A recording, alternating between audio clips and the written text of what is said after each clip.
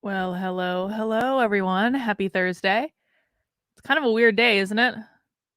Welcome to Live at 5, a very special edition of World War III edition of Live at 5, I suppose. Live at 5 is a stream that I do on Sunday, Monday, Tuesday, Wednesday, and Thursday on my main channel. On Fridays, we head over to my second channel, Actively Unwoke, for happy hour. We'll talk about what's going on for happy hour in a minute.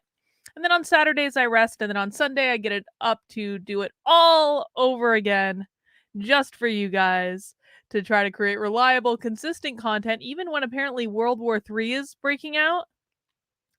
So I'm going to be honest, I'm in a really weird headspace today. I'm in an extremely weird headspace.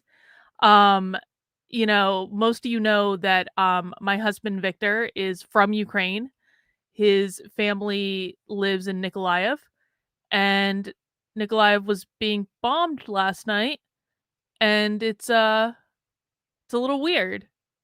It's a little weird. I have like so many feelings about what's going on right now. I mean, I think that you know, I was, of course, I'm the one in the house that watches the news and follows the news and all of that stuff. And so I was the one that kind of told Victor, like, Russia's actually invading now. And it was interesting to watch the arc of last night because Victor had been saying to me for a while, he's like, Carlin, this is so stupid. Russia's been doing this for years. And he wasn't really paying attention to it.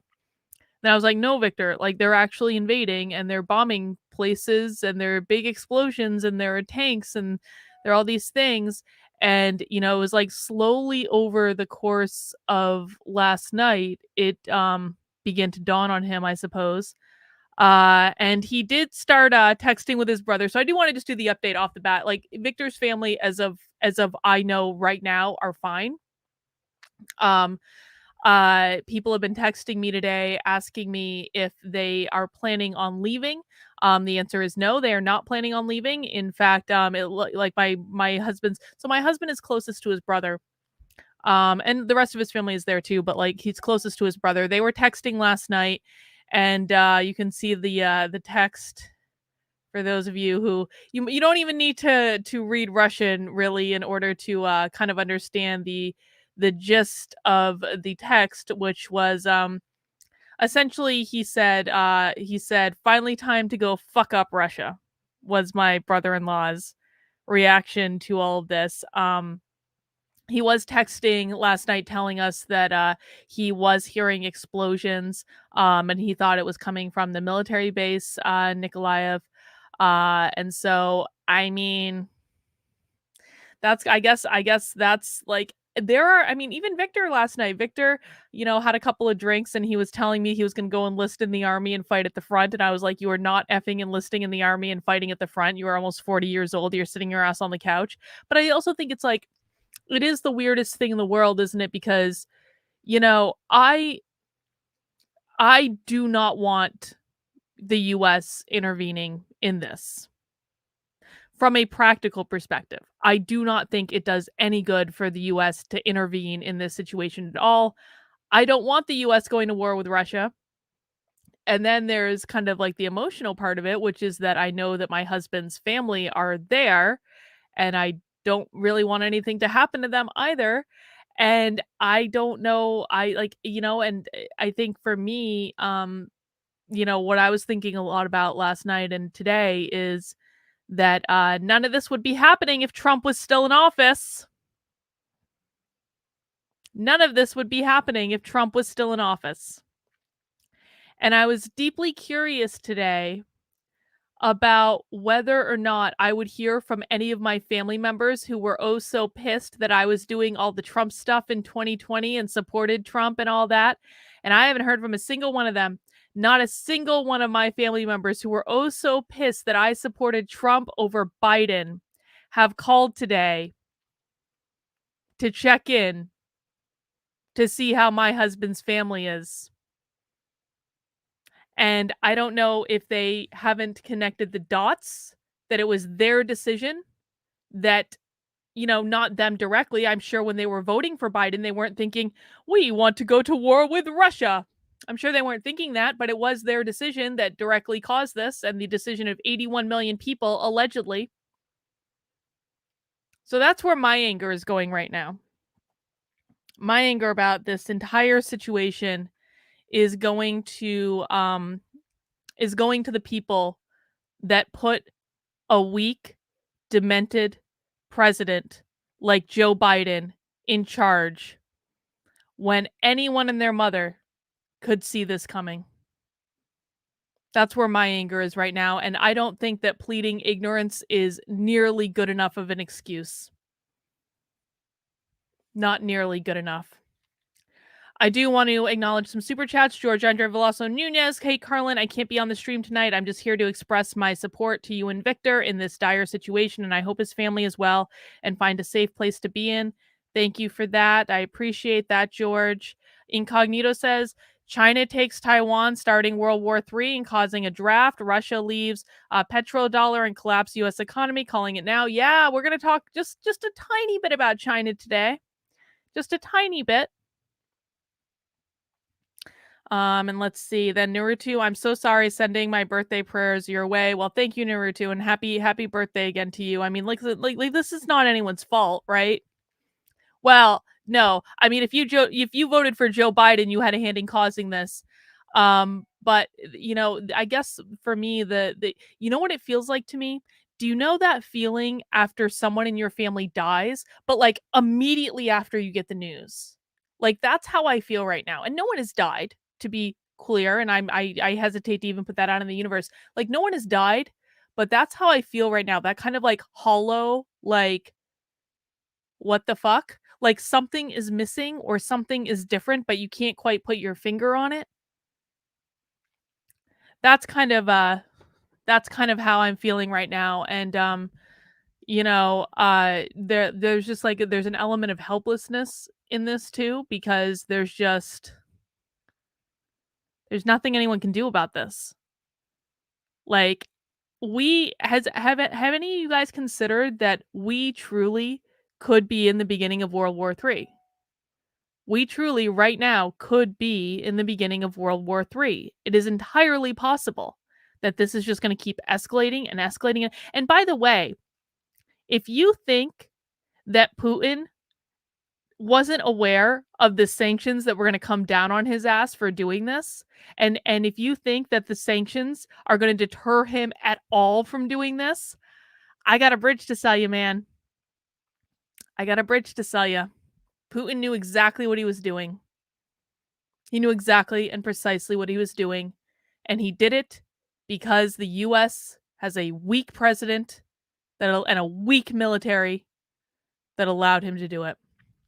So we're going to spend a good bit of the show today talking about this. I've got a whole bunch of Russia stuff. We've also got some CRT stuff. I'm not going to leave you hanging on the CRT stuff. And hopefully we're going to end today on a fun knitting article, because I can't talk about Russia all the time. I can't do it. There's other stuff going on in the world. And so that's what we're going to do. But before we get into that, guys, if you appreciate the work I do and you want to support it, the very best way to do so is to become a member of my Locals community.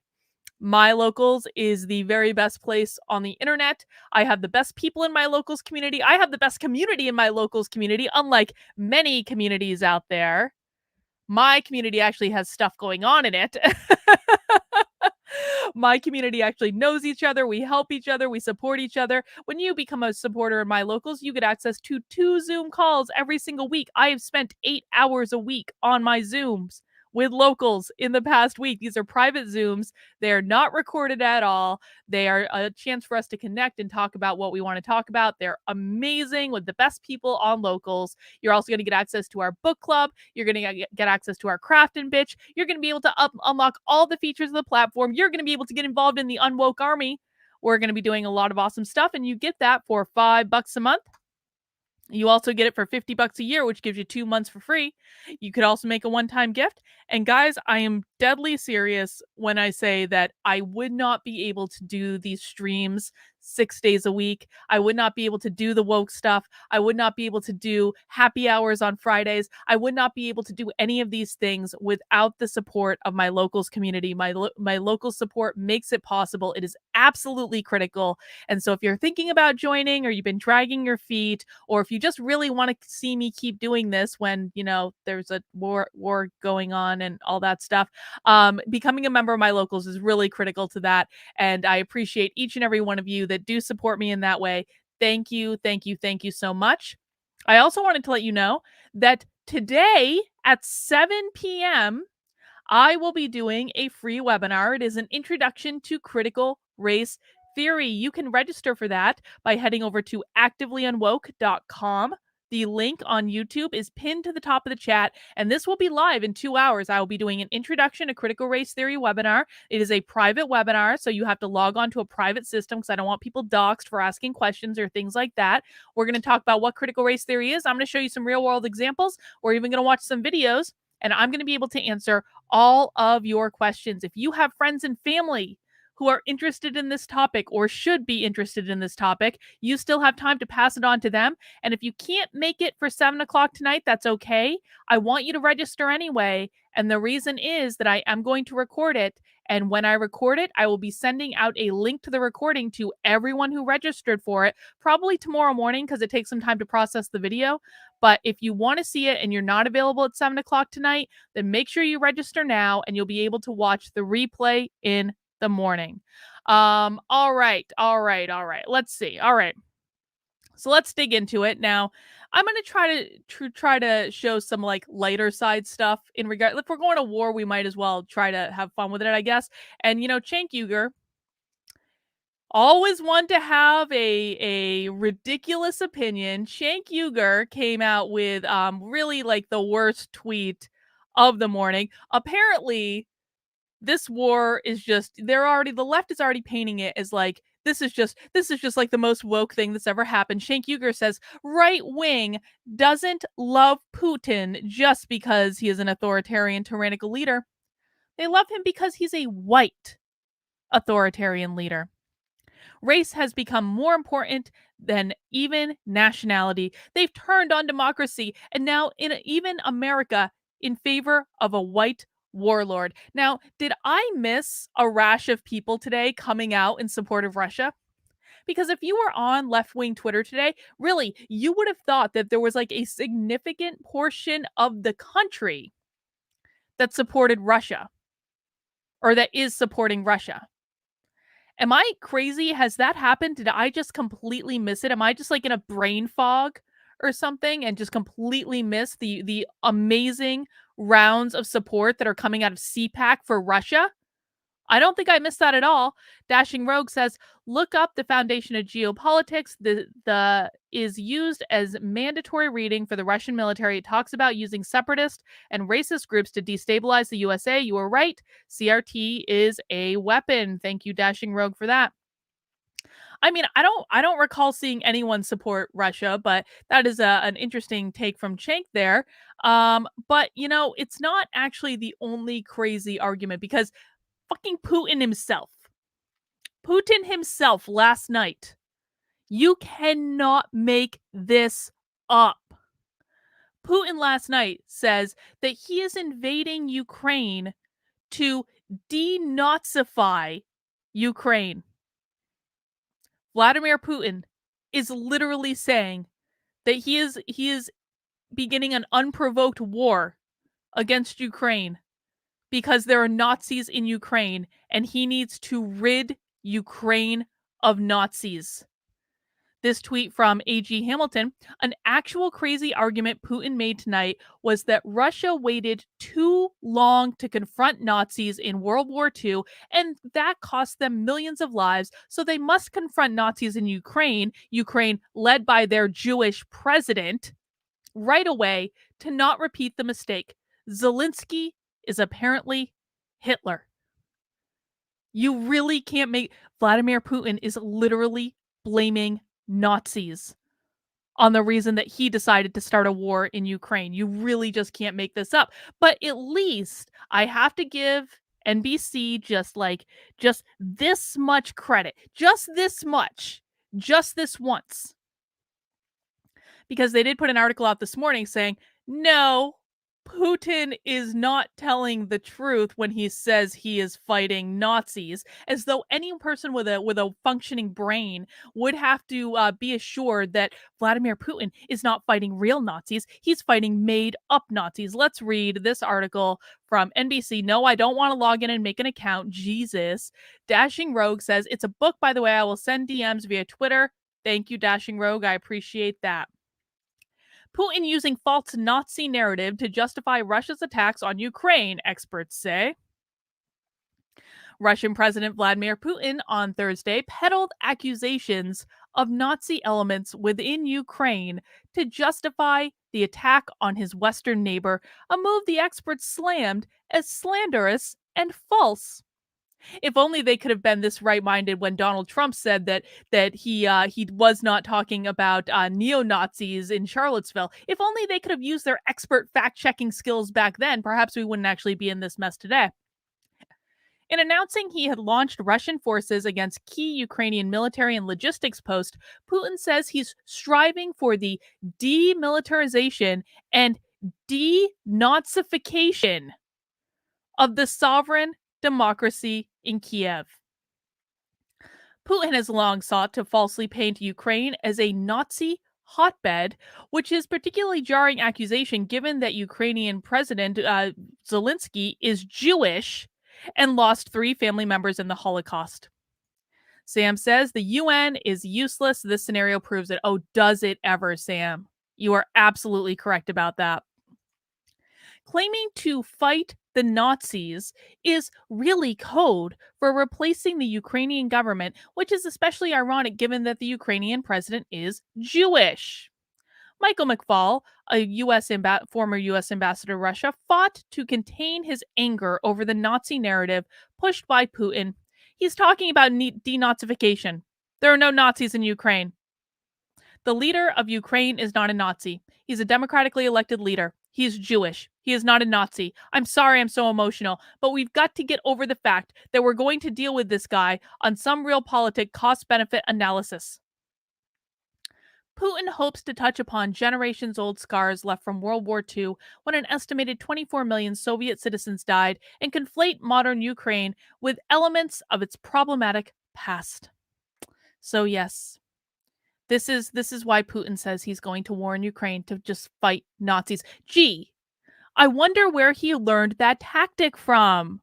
I wonder where he could have possibly learned that tactic, that if you just say you're going to fight Nazis, then everything will be okay.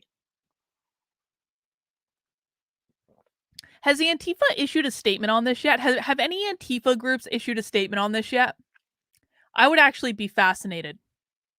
If you guys hear of any Antifa groups issuing a statement on the Russian war of aggression, you let me know. Because, of course, Antifa are but a peaceful folk. They just want to fight fascists and Nazis. Vladimir Putin is just a peaceful dictator that he just wants to fight Nazis. That's just the way it is. Well, something that caught my eye today is, I talked about how we very literally could be living in the beginning of World War III right now. Because what I think is going to happen is I think that China is going to use this to try to go to war with Taiwan. That's what I think is going to happen. And I gotta admit, this is one of those days where the Babylon Bee just hit like way too close to home. The Babylon Bee is like so on the nose. Like, I literally, when I saw this headline come across my Twitter, even though I know, yes, the Babylon Bee is satire, it was like a punch in the gut. It really was. Taiwan enjoys free sneak peek at what will happen to them in just a few weeks. Does anyone feel that, like, right in like the gut? You're like, oh, Babylon Bee is correct. They're correct. Citizens of Taiwan report today that they were grateful to receive a free preview of the kind of thing that's going to happen to them in just a few short weeks, thanks to America's weakness on the world stage under President Biden. Let me just make that a little bit bigger for you. People across the country tuned in for the exciting free sneak preview of what China is going to do to them any day now. Now that President Xi is sure Biden has no backbone whatsoever. Well, I guess we better prepare, local man said as he watched the Russia invasion of Ukraine on TV this morning. This is going to be bad.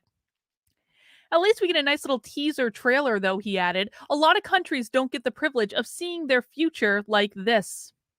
According to the source, the Taiwanese were hopeful that Biden's declarations that America is back and that he would go toe to toe with the world's toughest leader meant that Xi would be held back for another 4 years. But as soon as he botched the withdrawal from Afghanistan, they began to have their doubts. Finally, once they saw him take a long nap while Putin invaded Russia, they realized that they were completely and totally screwed. At publishing time, sources had confirmed that President Xi was also watching footage with a sly smile on his face. Dude, this is too close to home.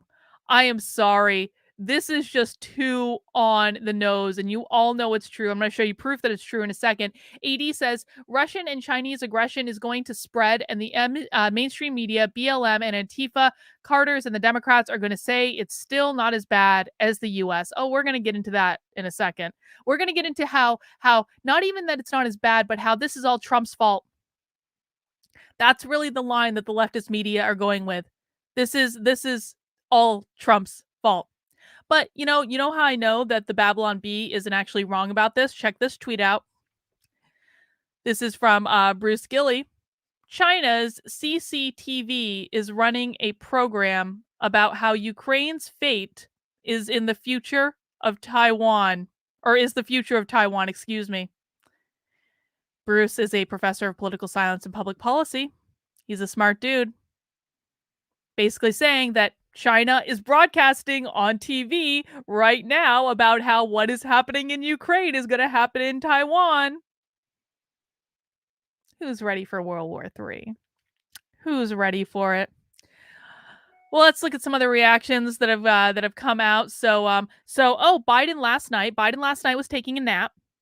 By the way, did you guys know that last night Donald Trump actually issued a statement to the American people before Joe Biden issued a statement to the American people? I'm going to let you come to your own conclusions about that. But essentially here, Biden, this is an article from The Hill. Biden speaks with Zelensky, vows support for Ukraine after Russia attacks. Essentially, Biden last night was basically saying that he was going to send Russia like a sternly worded letter. That was the position.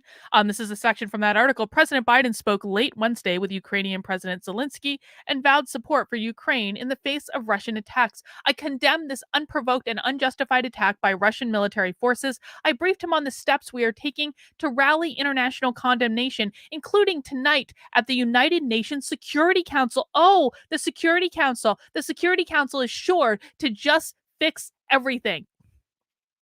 He asked me to call on the leaders of the world to speak out clearly against President Putin's flagrant aggression and to stand with the people of Ukraine, Biden said, adding that the U.S. will continue to provide support and assistance to Ukraine and the Ukrainian people. I'm sure they're going to have many graphics that say the U.S. stands with Ukraine. And those graphics and those marketing materials, they're just going to fix everything.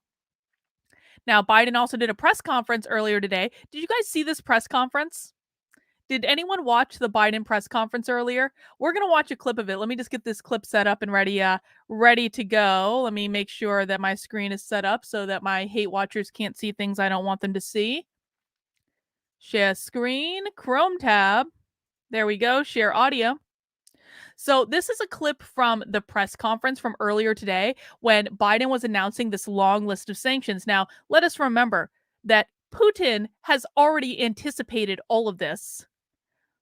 There is not a single sanction that Biden or frankly any other country issued today that Putin has not anticipated and accounted for in some way. But you know what? And sanctions, by the way, Sanctions usually do nothing to the leadership.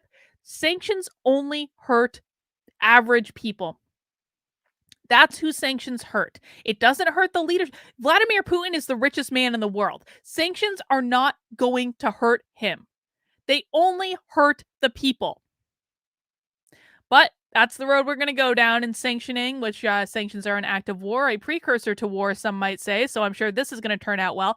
But a reporter today did ask Biden a question.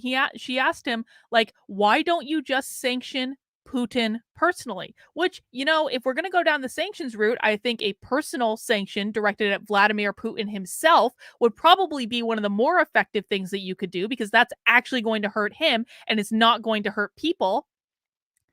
Let's see what Biden said when he was asked by this reporter, are you going to just are you going to sanction Putin personally? Let's see what happened. President Biden, if sanctions cannot stop President Putin, what penalty can? I didn't say sanctions couldn't stop him. You've been talking about the threat of these sanctions for several weeks now. Yes, but the threat of the sanctions and imposing the sanctions and seeing the effect of the sanctions are two different things.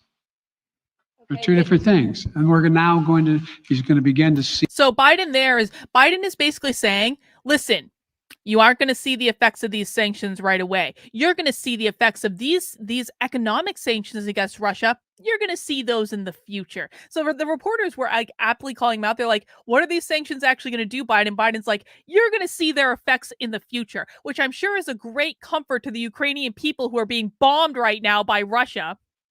And then the reporter follows up and she's like, so were you bluffing when you said that you were going to personally sanction Vladimir Putin? And if you weren't bluffing, then why aren't you sanctioning him today? Let's see what Biden said to that. See the effect of the sanctions. And what will that do? How will that change his mindset here, given he's attacking Ukraine? Because it will so weaken his country that he'll have to make a very, very difficult choice as to whether to continue to move toward being a second-rate power or, in fact, respond. You said in recent weeks that big nations cannot bluff when it comes to something like this. You recently said that the idea of personally sanctioning President Putin was on the table. Is that a step that you're prepared to take? And if not, it's not a bluff, it's on the table. Sanctioning President Putin?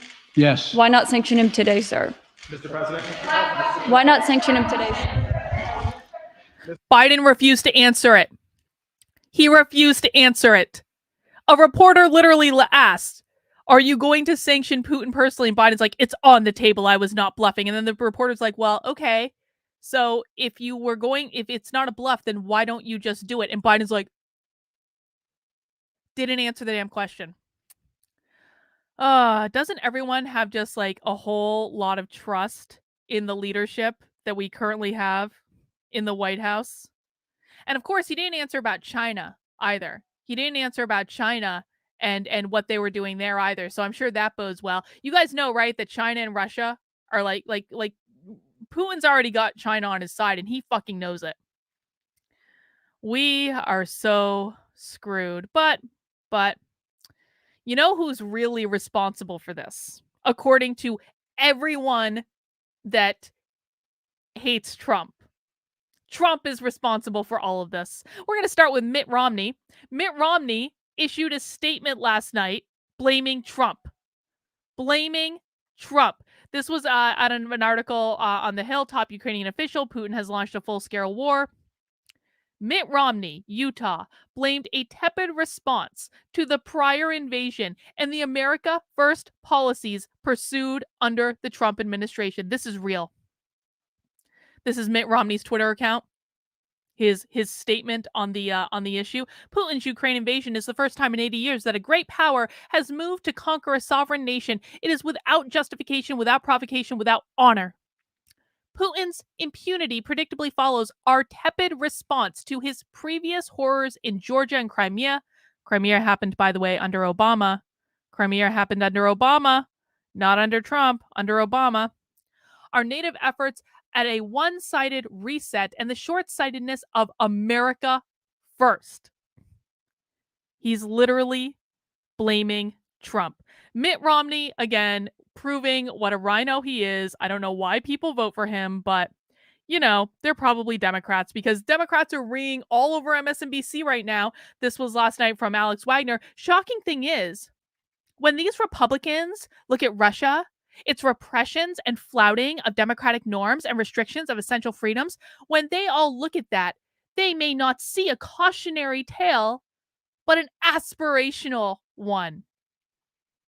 Of course. And then this take was one of the takes of the day from Maddow blog. Why didn't Russia invade Ukraine during Trump's term? Perhaps because Putin was so pleased to see Trump pursuing goals in line with Moscow's agenda. Let's read this story. This from Steve, who works for Rachel Maddow. After the National Archives confirmed on Friday that Donald Trump brought classified national security documents to Mar-a-Lago, the former president issued a long, rambling response insisting the controversy. Wait, is this the same thing? Yes. I thought it was. Hang on. Oh, yeah. Okay. It is. The former president issued a long, rambling response insisting the controversy was unimportant. But towards the end of the written tirade, the Republican added an unrelated thought, seemingly in passing. Trump was apparently trying to argue that he didn't have time to worry about tasks such as presidential record keeping. He was, Trump added, too busy making sure Russia didn't attack Ukraine. How subtle. The former president wants the public to know that Vladimir Putin didn't invade Ukraine during his term, unlike the current president. Well, that seems to be kind of legit, if we're being honest about it. If Donald Trump was president today, Putin would not be invading Ukraine. That is a fact. Putin annexed Crimea under Obama. Didn't do anything in the 4 years Trump was in office, probably because he thought Trump was a crazy person and he didn't know how he'd react. The minute Joe Biden gets into office, what happens? Putin launches an unprovoked war in Ukraine. So I'm going to say that Trump is making a pretty legit point. There's been plenty of related chatter of late in Republican circles. Putin targeted Georgia during George W. Bush's term, Crimea during Barack Obama's term, and all of Ukraine after Joe Biden became president. Yes, excellent summary, MSNBC. But the Russian autocrats' ambitions were restrained during Trump's time in the White House. This, the right tells us, should be seen as proof of something. National Review's Rich Lowry made the case via Twitter last night. The sheer unpredictability of Trump, his anger at being defied or disrespected, his unwillingness to take the occasional big risk, the Soleimani strike, all had to make Putin frightened or wary of him in a way that he simply isn't of Joe Biden. What a shocking endorsement of Trump. That is literally an endorsement of Trump on MSNBC, but they're of course not taking it as an endorsement. That's certainly one way of looking at recent events, though it's probably not the best way. It's important to acknowledge what motivates the Russian leader. The Atlantic's Anne Applebaum summarized the matter nicely. Putin wants to put so much strain on Western and democratic institutions, especially the European Union and NATO, that they break up. He wants to keep dictators in power whenever he can in Syria, Venezuela, and Iran. He wants to undermine America, to shrink American influence, to remove the power of the democracy rhetoric so many people in his part of the world still associate with America. He wants America itself to fail. Well, that's something that Vladimir Putin has with the Democratic Party and the woke left progressives as well. They all want America to fail. That is exactly the point. It led to the Washington Post's Jennifer Rubin to add yesterday, Trump's foreign policy sought to do much of what Putin wants to achieve, including intimidating Ukraine by withholding vital defense weapons. Quite right. Putin wants to undermine the NATO alliance, and Trump undermined the NATO alliance. Putin wanted to weaken the EU, and Trump made little effort to express his disdain for the EU. Putin wanted to weaken the U.S. political system, and Trump was unnervingly aggressive in trying to weaken the U.S. political system. Putin wanted to hurt Ukraine, and Trump launched an extortion scheme to threaten and hurt Ukraine, even though the Ukrainian president says he didn't. Why didn't the Russian leader deploy troops into Ukraine during Trump's term? Perhaps because Putin was so pleased with an American president who pursued goals in line with Moscow's agenda. Had Putin launched an invasion, it risked upsetting the course he was already delighted to see. Why would the Russian leader get in the way of progress Trump was already delivering? That's MSNBC's take on the situation. Let's look at the Washington Post. Washington Post last night, or actually this morning, almost 1 a.m., tweeted, a vocal group of right-leaning figures admires the Russian president for what they depict as his strength and shrewdness, while disdaining a U.S. president they dismiss as weak. Trump and his supporters praise Putin and dismiss Biden as crisis unfolds. I'm sorry, again, like the statement that I heard Trump made last night is this is batshit insane and it wouldn't be happening if he was president. That is the statement that I heard Trump make last night. Did anyone hear anything different that they would like to contribute in the chat? Guys, make sure you mount that like button if you haven't already. Let's read this hit piece from the Washington. Look how, I mean, like the mental gymnastics at play here. This is not hard to understand. Listen, I know I'm an Aries, and that means I like to boil things down to the most simple possible terms. But the fact is, the simplest possible way to look at this is that when Barack Obama was president, Putin annexed Crimea. Putin didn't do shit when Trump was president because he was scared of what Trump would do. Trump was too unpredictable for him. And then as soon as Joe Biden got in office, he launched an all-out goddamn war. This is just facts. This is just facts. And now the left and the media are falling over each other, trying to like do the mental gymnastics, say that no, the reason that Putin didn't invade under Trump is not that he was afraid of Trump and didn't know what Trump was going to do. It was because Trump was really implementing his agenda. Russia, Russia, Russia. Incognito says the left, he crazy. Trump, brimstone and fire. Just saying. I hear you, Incognito. I hear you. My God. And you have to wonder, right? Like, does anyone on the left actually see this? Does anyone on the left see what's going on? Does anyone on the left, does it register to them that Joe Biden was taking a nap last night and probably wasn't even involved in any of this until Joe Biden's press conference was not until 2:30 this afternoon. 2 o'clock or 2:30 this afternoon. When Joe Biden started his press conference this morning, he was wheezing like an old man and he was mumbling and he wasn't making any sense and he was refusing to answer questions. But no, he is the best president in the history of presidents. 81 million votes. Sure. As the United States seeks to rally its allies and impose tough penalties for Russia's aggression towards Ukraine, a vocal group of Republicans and right-leaning commentators is expressing praise and admiration for the president's strength and shrewdness. President Vladimir Putin, that is. While most congressional Republicans back Biden's tough line against Moscow, his tough line that's going to do absolutely nothing effective, or argue it should be even tougher, a faction made up of conservative Republicans, supporters of the former president, and conservative media figures says Putin should be left alone or even congratulated by Americans. Trump complimented Putin on Tuesday, saying it was a smart move by the Russian president to send the strongest peace force I've ever seen to the Ukraine border. This is genius, Trump said in a conservative talk show interview at his Mar-a-Lago resort, echoing his past praise for the Russian president. Putin declared a big portion of Ukraine, Putin declares it as independent. Oh, that's wonderful. He used the word independent and we're going to go out and go in and we're going to help keep the peace. You've got to say that's pretty savvy. You can even read this and know that Trump was not being like straight. He was saying that facetiously. I'm sorry. I can hear Trump's voice in my head saying this, knowing that he was saying this facetiously. But of course, the Washington Post, because they have no sense of humor and don't understand sarcasm, can't read, essentially, and are writing it like he was saying it like it was something serious. Trump is hardly the only figure making such claims. Many on the right seem to have bought into Putin's claims that he is merely protecting his country and that it is the West that is showing aggression as NATO has moved closer to Russia's borders since the breakup of the Soviet Union. Oh, what did Candace Owens say? Candace Owens tweeted this week, I suggest every American who wants to know what's actually going on in Russia and Ukraine read the transcript of Putin's address. As I've said for a month, NATO, under the direction of the United States, is violating previous agreements and expanding eastward. We are at fault. She's not wrong there, by the way. If we weren't involved with trying to like get Ukraine into NATO, then this probably wouldn't be happening.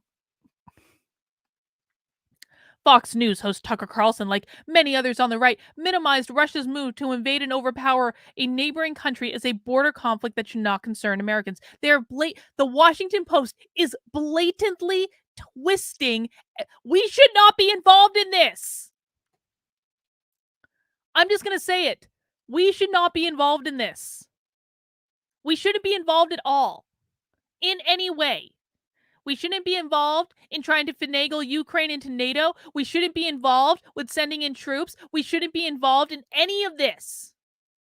And I say that as someone who has goddamn family over there right now. We should not be involved. Our involvement is part of the fucking problem. I'm sorry. I had to get that out of my system. Fox News host Tucker Carlson, like many others on the right, minimized it. It may be worth asking yourself, since it's getting pretty serious, what is this really all about? Why do I hate Putin so much? Carlson said. Has Putin ever called me a racist? Has he threatened to get me fired for disagreeing with him? Well, again, this is one of these things where the right says stupid things and the left takes them out of context. That was like a dumb thing to say. But again. So that's what's going on. That's what's going on with Russia. That's all I feel inclined to read right now because it's putting me in a bad mood. And I frankly don't want to be in a bad mood. So if you've just joined, guys, we are wrapping up the Russia segment of this particular show. We're going to get into some stuff going on in schools. But I do just want to say to everyone again that as of what I know right now, my family is fine, or my husband's family is fine. I mean, I guess technically they're my family too. His brother's actually pretty excited. Apparently they're handing out rifles and machine guns in Ukraine right now. Did you guys hear this? They're like literally like their citizens are lining up to go get rifles. Like the government is just handing them these giant guns because they're arming their citizenry. If you believe in prayer or energy or any of that, please send positive thoughts and positive vibes to my husband's family. Hopefully they stay safe. But let's move on. Guys, this is Live at 5. I do this every day of the week, regardless of whether Russia is invading Ukraine or not. We do this Sunday, Monday, Tuesday, Wednesday, and Thursday at 5 p.m. on my main channel. On Fridays, we go over to my second channel, Actively Unwoke, for happy hour, and we have a happy hour tomorrow that my locals community actually voted on. So my locals decided that they wanted to watch trans rights priorities for the Biden administration. And so tomorrow we're going to be watching a presentation from Sage Publishing about what the Biden's administration's priorities are for trans people in America. And by trans people, I don't mean like normal trans people. I mean trans activists. We haven't watched a trans presentation in happy hour for a while. If you tuned into yesterday's stream, you've got kind of an idea of what happy hour is like. Happy hour is basically we watch a woke presentation from start to finish. I drink some beers. We do some commentary. We had an impromptu kind of hump day happy hour yesterday where we watched a crazy training from a community college all about critical race theory. So if you missed that, you want to tune into it because that training was crazy. But we're doing it tomorrow again on my second channel. This is youtube.com/activelyunwoke. Please make sure you're subscribed, and we'll have a good old time at 5 o'clock tomorrow. And as a reminder, later today, in an hour and 15 minutes, I will be doing a webinar all about critical race theory. It is an introduction to critical race theory. It is just a bare bones, plain English introduction to it, where I'm going to explain what critical race theory is. I'm going to show you a bunch of examples, and I'm going to answer your questions. That is live in an hour and 15 minutes at 7 p.m. Eastern time today. If you want to register for it, you can go to activelyunwoke.com. You can also find the link pinned to the top of the chat. And guys, the show's got to go on. The show has got to go on. I know I've got Olga in the chat here saying, sorry, Carlin, if I'm being emotional, but this is my home and my country. I'm scared to death. I understand, Olga. I understand. But the show The show must go on, and prayers to you and your family as well during this crazy, crazy time. But speaking of critical race theory, so, this just because there's crazy stuff going on in Russia does not mean there isn't still crazy stuff going on in the schools either. Apparently now parental rights are considered to be anti-democratic. There was an article in the Intelligencer. The GOP is the party of parental rights because it's increasingly anti-democratic. It has become the party of ruthless, cynical power, and children aren't exempt from its schemes. In fact, they're key. Let's read. This is from New York Magazine. Make sure I got the font nice and big. Household tyrants. To empower parents, Florida Republicans would put children in danger. If passed, their parental rights and education legislation, known more commonly as the Don't Say Gay bills, would prevent public school districts from encouraging classroom discussion about sexual orientation or gender identity. A proposed amendment would have required educators to report a child's disclosure about their gender identity or sexual orientation to parents within 6 weeks. Julia says, "Have you ever tried a beer called JL? I don't like IPAs. I'm sorry, Julius. I don't like IPAs. I'm not an IPA girl. But if I see it, maybe I'll give it a try. Maybe it'll be one of the few IPAs I actually like." Republicans haven't been shy about their rationale. The text of the bill says they allegedly reinforce the fundamental rights of parents to make decisions regarding the upbringing and control of their children. Yes. Why don't parents? Why should Republicans be shy? They're saying Republicans aren't shy. They want parents to have the fundamental right to make decisions about their children. Why should parents have to be shy about that? If I had a kid, I would absolutely be enforcing my fundamental right to make decisions about that child's upbringing. In fact, I'm paying for that child's upbringing. I'm doing the labor. I'm doing the emotional labor of that child's upbringing. I will make decisions about what I want that child to learn and what I do not want that child to learn. Last year, Senator Josh Hawley introduced a federal Parents' Bill of Rights, which would include the right to review curriculum and to visit children during school hours. That doesn't seem to be all that difficult to understand to me either. In Texas, Governor Greg Abbott announced his own Parental Bill of Rights last month. Parents will be restored to their rightful place as the preeminent decision maker for their children, he said. On Wednesday, Abbott told the Texas agencies to investigate reports of gender-affirming care for transgender children. Parents don't lack rights in the U.S. They already enjoy the wide freedom to educate their children as they wish, including at home or in private schools. You can almost hear the disdain in which they're writing that sentence. They're like, parents already have too many liberties as it is. Parents already have liberties in order to educate their children. They can raise their children to be Christians or witches or both. The state does not interfere. Liberals are generally satisfied with this state of affairs. There is no appetite to prohibit parents from raising children in even the most hate-filled churches. Yet the right behaves as if parental rights were under sustained and serious attack, as if the parent has been dislodged from a high place and, as Abbott had said, should be restored. The GOP's position on parental rights isn't entirely coherent. Any attempt to ban gender-confirming therapy for trans children theoretically infringes on the rights of the parents, but this hasn't dissuaded the party from its attacks on trans rights. And we're talking about trans children there. The real rights ambition isn't restoration, but expansion. They want to create new rights on top of the privileges that parents already enjoy. Listen. This is the fundamental thing that the left does not understand. The government does not grant people rights. The government does not grant people rights. This article is written from the basic premise that parents just have rights bestowed on them by their great and glorious leaders, and that they should be grateful for the pittance in which they are given. Listen, let's read this sentence again. They want to create new rights on top of the privileges that parents already enjoy. The government does not grant rights to people. People are innately free purely by being born. If the government is granting rights to people, then the government already has too much power in the first place. That wasn't how this was supposed to work. In the party's view, parental rights both supersede an existing conflict with the rights of the child.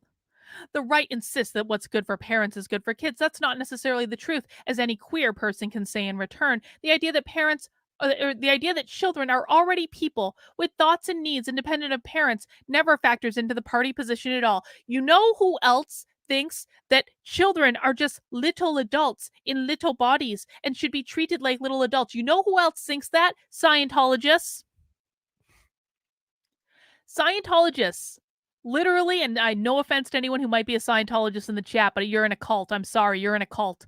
Like, Scientologists literally believe that children are but tiny little adults and should be treated like tiny little adults. Does this sound like it could go wrong for anyone else, especially considering that the logic reason function of your brain does not develop until you are in your early to mid 20s?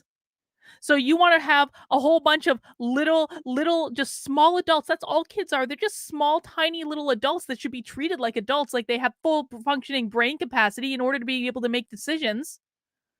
What could possibly go wrong with that plan?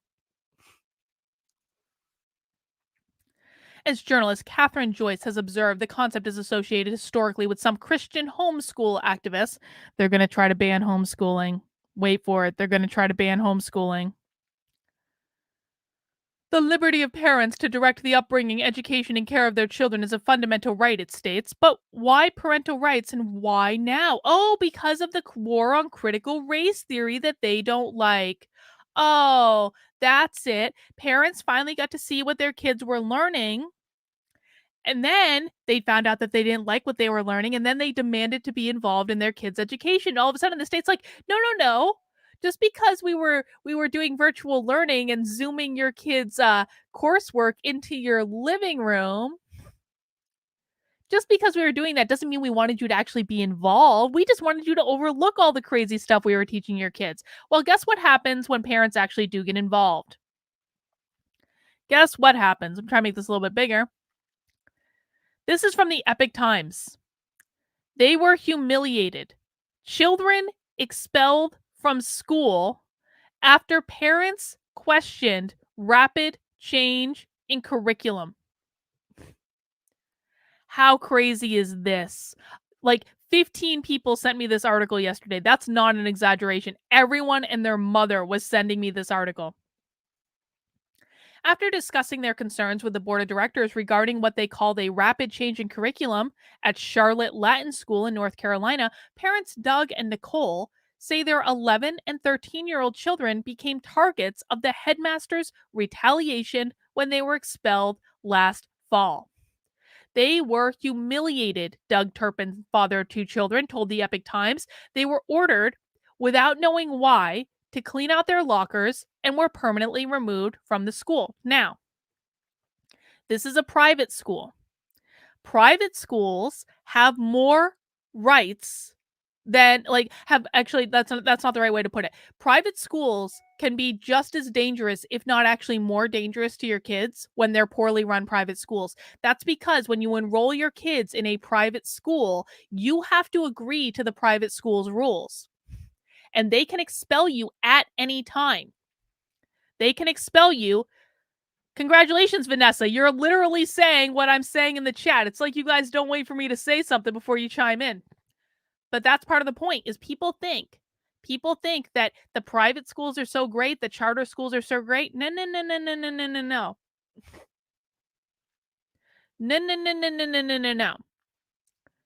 When you enroll your kids in a private school, you agree to the rules of the private school. Don't assume that this crap isn't in private schools, and you actually have less say over any of what your kids are taught in private schools than you do in public schools. Now, some people, and this, by the way, is why I think that there is no, like, there is no option in terms of like education, because the problem that we're dealing with in education is not just the institutions themselves. It's not just the public schools or the private schools or the charter schools. It is in the educators. It is in the people running the system. The people running the system are completely bought into the woke ideology. That's why this is not a fixable system. It is not in any way. Now, some parents are seeking to restore the private school's former transparency and working relationship between parents and teachers that they said had deteriorated since 2020. Parents became aware that there were changes in the school's philosophy that took place during COVID restrictions when teacher-parent interactions were suspended.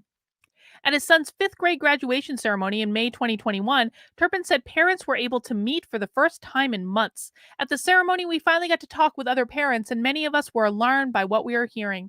We began to meet in June to compare notes and come up with a strategy to try to engage in dialogue with the board of directors about the changes. The changes were a dramatic departure from that what had been previously taught in schools, Turpin said. Among those changes were incorporating age-appropriate curriculum and pornographic reading materials found in the K-12 library while injecting highly politicized materials into the classroom, although the school had previously said they were not political. 60 parents formed the group Refocused Latin to meet and address the issues. Upon invitation from the vice chair of the board, they presented their arguments in a PowerPoint on August 24th. We were promised there would be no retaliation for this feedback. That is never true. If you take their word for it, like I'm sorry, like you got played. You got played.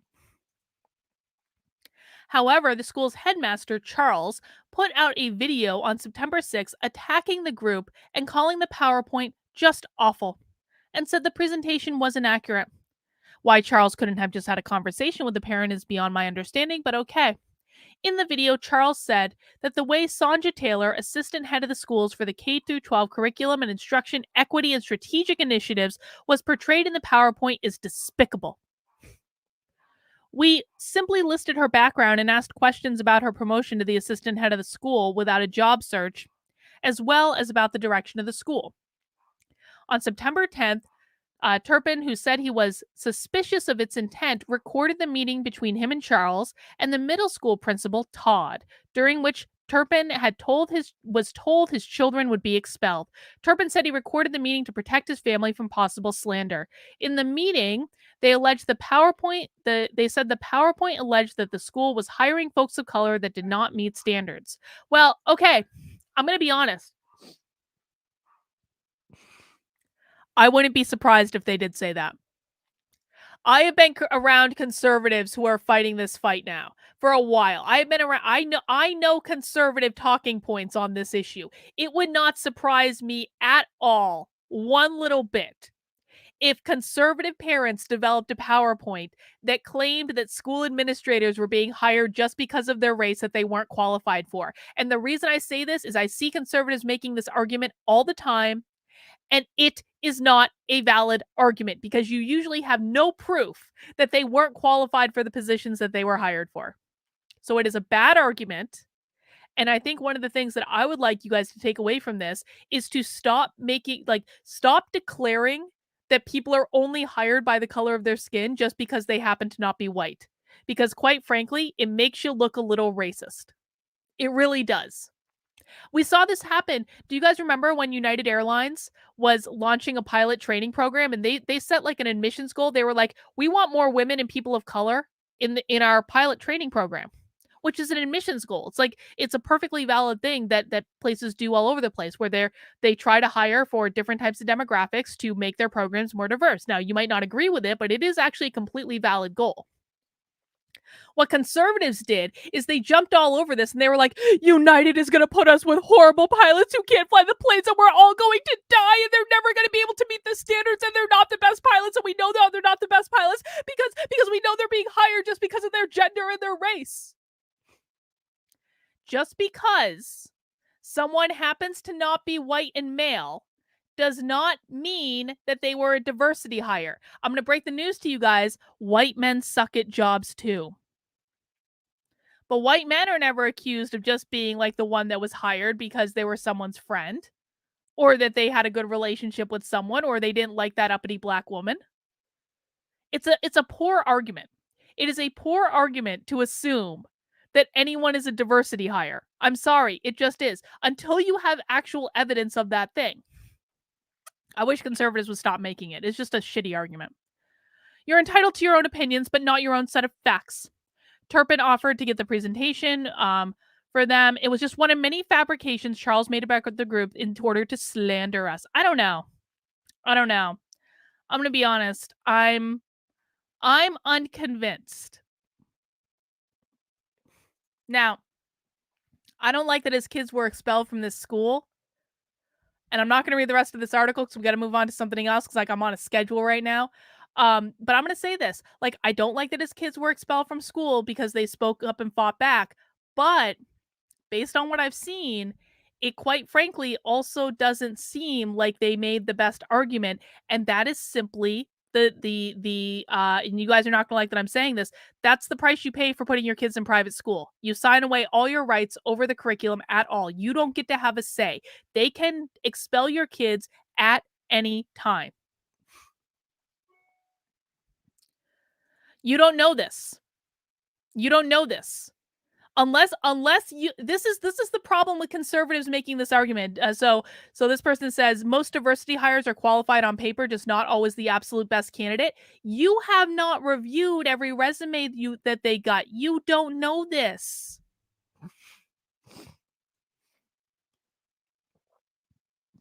Unless you have reviewed every single resume that they have, you do not know what the makeup of that applicant pool was. There are also intangible things that take place in hiring processes. There just is. And so again, it's just not the best argument. If you're gonna go at the school, you have to come up with the best arguments. And things like banning books are not the best arguments. Things like I don't want my little darlings to be forced to talk about race are not the best arguments. Things like you just have a diversity hire for this position as your assistant head of school is not the best argument. It just isn't. So conservatives, you got to be better about this. Focus on the curriculum. Focus on what they're teaching. Focus on things that can't be twisted. Focus on things you actually know. Focus on things that aren't banning books. There are many ways you can focus your energy and efforts in these areas that are going to be much more successful than what I've read in this article. I need to be real with you guys. I need to just lay it out. That is just the reality. On my channel, I will pronounce anyone's name however the fuck I want. The people, guys, I'm in a little bit of a mood today, as you might imagine, considering my husband's hometown is being bombed right now. So if anyone wants to come and correct my language or my pronunciation, I will put you on the screen and I will say I will pronounce it however the fuck I want. All right, I do want to end on a high note, though. I want to end on something fun. Yeah, well, your best argument is to focus on the curriculum. I do want to end on something fun. The knitters are rising again. The conservative knitters are rising again. I'm so proud of the knitters. Listen, I haven't been as involved in the knitting community over the past year because I've been epically busy with other things, but I do keep an eye on it. I do keep an eye on what's going on Instagram. I do chat back and forth with knitters every once in a while. And I was really excited when this new magazine was launching. And it has started the knitting wars aflame again. Conservative knitters try to needle the woke with a new magazine. They got a hit piece in the Daily Beast. How great is this? A publication called Blocked is the latest sign of fissures in the knitting community. Some conservative knitters are so tired of talking about identity politics in the crafting world that they've created an entire magazine dedicated to it. It's a really good magazine, actually. It really is. They've done a fantastic job. I've really been enjoying it. Blocked. a new online magazine created by the who's who of knitting world provocateurs, is a reaction to the anti-racist movement that has swept the country and by extension the knitting world since 2019. In between patterns for crocheted poop emojis and instructions on how to gauge switch, the magazine takes aim at cancel culture, woke mobs, and anyone who dares to disrupt the knitting status quo. Well, I mean, to be clear, the knitting status quo is woke. So if anything, blocked is disrupting the knitting status quo of being completely and totally woke. It is not the anti-racist knitters who are disrupting the knitting status quo. In fact, the anti-racist knitters and designers are typically significantly more successful in the knitting world just because everyone panders to them and everyone sells their stuff. And then they make videos going, I don't want to cater to white customers. I won't even answer their customer service emails because they're white and therefore I do not exist to serve them, even though they're buying a product, which is yarn. For those not familiar with the nichiest of niches, a refresher. In 2019, a white knitter named Karen Templar wrote a tone-deaf blog post. It was not a tone-deaf blog post. It was a blog post about her going on vacation to India. Wrote a tone-deaf blog post about going to India that sparked a broad social media backlash. Okay, so essentially what happened is Karen Templar, who was a knitting bag designer, wrote a blog post about being excited about going to India. And the woke knitters declared that she shouldn't be excited about going to India as on a vacation because she was colonizing or some such bullshit. And then Karen Templar had to write like a 4-paragraph apology for writing a blog post about being excited about going to India. She has since apologized and posted an editor's note on the article. 5 months later, the knitting social media site Ravelry set off an international shitstorm when it decided to ban all support of Donald Trump, claiming that the support of the Trump administration was undeniably support for white supremacy. Fun fact, Ravelry, even though I have never talked about Trump on Ravelry's platform, Ravelry has permanently restricted my profile on Ravelry, even though I don't even have politics stuff on Ravelry at all. Ravelry has still permanently restricted my profile, so you can't search for me, and I don't show up in groups. I can't do discussion groups anymore, and I can't do certain things on the site, even though I didn't break their terms of service at all. A number of controversies have sprung up from there, including the launch of a line called Polarized Knits and the cancellation of white knitting YouTuber Christy Glass. But not everyone was happy with this change in mindset, and a few have launched their own rebellions, such as a YouTube channel called Politically Incorrect Knitters and a Ravelry alternative called Freedom Knits. But none have united this many in a collective effort to, in their words, be a refugee, to find themselves canceled.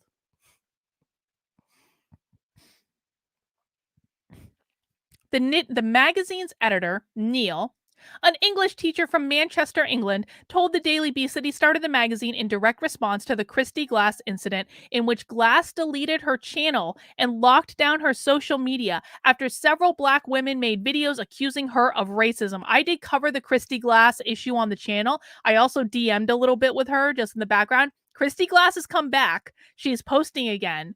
And I'm actually really glad to see it because it was so stupid what she got canceled over. It was so dumb. Positioning himself and his contributors as warriors against the angry anti-racist bullies with pronouns, Neil wrote in an email, "Sometimes one has to stand up against the mob. That time is now, and we are the ones." Neil, who declined to give his last name, is active on Instagram. His bio includes the hashtag, "It's okay to be white, there are only 2 genders, and diversity of thought." Most of the magazine adopts the same aggrieved posture, insisting that the true victims of the culture war are the anti-woke activists who are being picked off and burned as witches. Fact check true. One article, referring to the day that Ravelry banned Trump content, starts with an incredible sentence.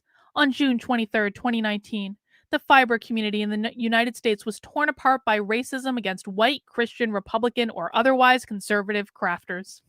Well, I mean, this brings up an interesting point in that, I saw Chloe Valdery posting on Twitter earlier today. She was posting something like, like the political right has totally bought in to the oppressor-oppressed narrative, in that the political right absolutely sees themselves as being oppressed. They absolutely see themselves as being a victim, whereas they see the left as the oppressors. So in many respects, the political right has bought into the narrative that the political left wants them to have. That's a problem. That is a problem.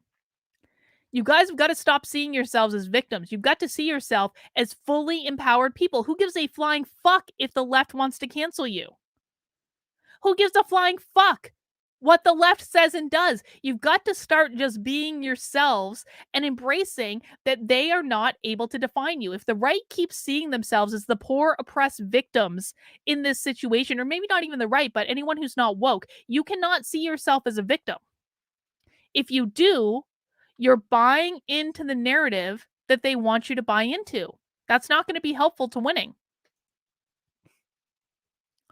The other stories included this month's magazine. The first and only issue so far included a 6-page treatise on the glass incident and a personal essay from the creator of Polarized Knits complaining about the traumatic scars she bears from speaking out. Notice they don't say her name. That's Maria Tuscan, I believe.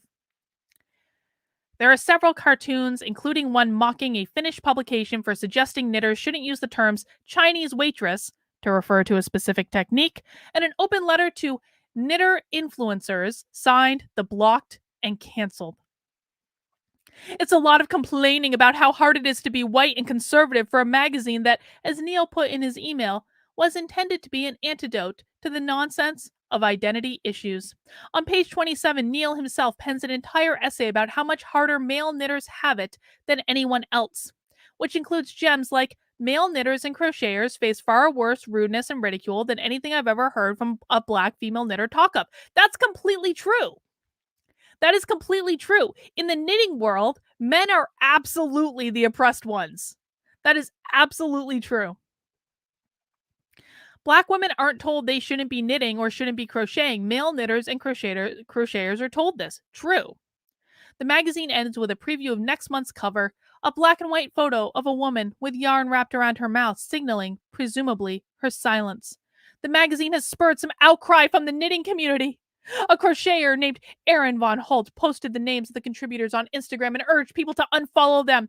Well, I'm sure the fact that they're actually trying to cancel anyone who contributes to a magazine, like if you don't like the magazine, don't read it.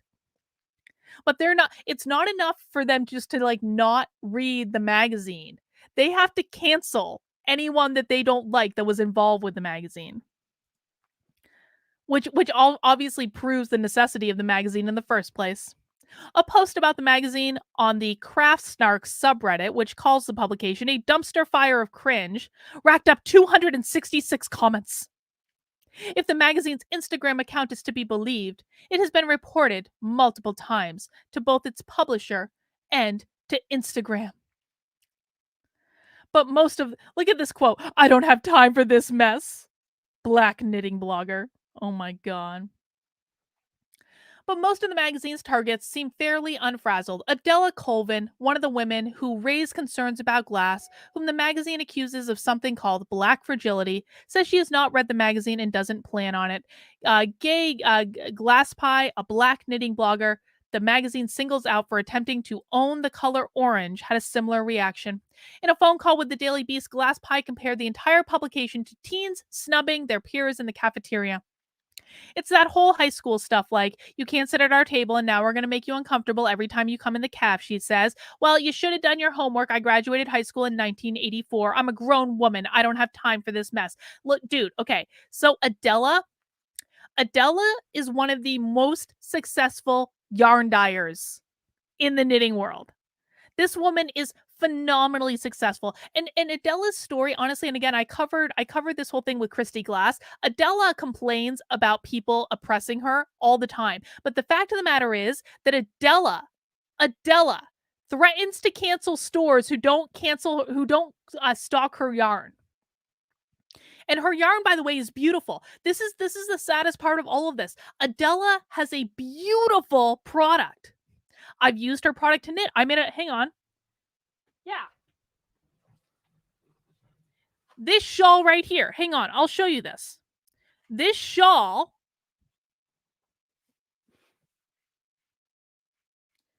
that's Adele's yarn. That's her yarn. And it's beautiful, and it was really good to knit with. It is a really good yarn, and it makes me really upset because I can't buy her freaking yarn because she's such a bitch. She's such a raging bitch that I don't want to spend $30 per skein of her yarn, even though I think it's beautiful. She has an amazing product, and yet she goes around threatening to cry racism if stores don't carry her yarn. Her yarn, this is actually a diversity thing. We talked about like not assuming someone's a diversity hire because they aren't a white male. This is actually a diversity thing. She could succeed on the merits. Her product is amazing, but she refuses to succeed on the merits and instead goes around threatening to cancel stores with charges of racism if they refuse to stock her yarn. One of the most successful yarn dyers in the knitting world, legit. So that's what's going on in the knitting community. And a big shout out to Blocked Magazine. I think they're doing a great job. Neil is doing a great job. And I'm so happy they got their first hit piece because this just means they're going to get more and more and more and more and more successful. All right, guys, I'm in a little bit of a better mood now that we got the bad stuff with Russia out of the way. Of course, that's going to be an ongoing drama, and of course, I will make sure to keep everyone updated on my husband's family and what's going on, and letting you guys know. But definitely, if you're in the knitting world, check out Block Magazine. It's really great, and if you are around in but 45 minutes. I will be doing a full presentation on critical race theory, an introductory course. This is going to be a highly practical thing. This is not going to be theory. We're not going to talk about Marcuse and all these things that James Lindsay does 4-hour podcasts on. We are going to talk about the practical stuff, the nitty gritty, and I'm going to show you examples of critical race theory, and I'm going to try to answer your questions so you still have 45 minutes to sign up for it. The link is at the top of the chat. You can also find it on activelyunwoke.com if you're having trouble accessing that link in the chat for whatever reason. It's totally free. And again, if you can't make it to the webinar tonight, but you want to know the content, sign up anyway, because what's going to happen is after the recording, after the recording processes, you're going to get an automatic email with a link to the recording. So it'll be in your inbox probably tomorrow morning sometime, and it'll be all ready to go.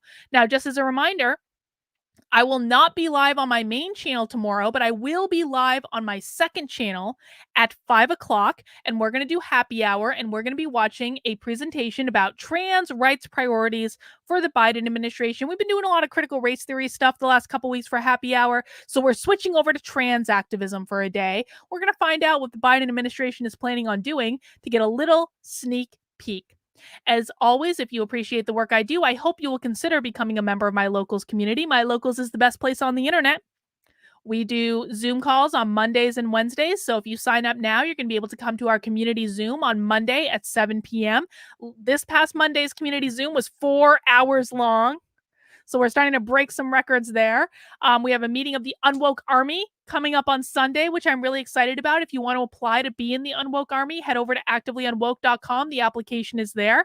We're starting a little group that's going to mastermind fighting back. It's going to be amazing. Amazing. But you can get involved in that and much more by heading over to kb.locals.com/support. Sign up for $5 a month. You can also sign up for $50 a year. You can make a one-time gift. And all of these things helps me to be able to do this for you guys every day, Sunday, Monday, Tuesday, Wednesday, and Thursday on my main channel, Fridays on Actively Unwoke. Saturdays, I take the day off. I know you all understand. All right, guys, I got to go get ready for that webinar, take a little bit of a break, get some water, and get ready to teach a class all about critical race theory. Thank you guys for your support and for everyone that has reached out asking about my husband and his family. We really do appreciate it. And, you know, what can you do, right? Sometimes you just got to relax and let the universe do its thing and trust that everything will work out just the way it should. But I will see you guys tomorrow for happy hour. And if you're attending the webinar, I will see you in about 40 minutes. Take care. Have a great rest of your day. We'll see you soon.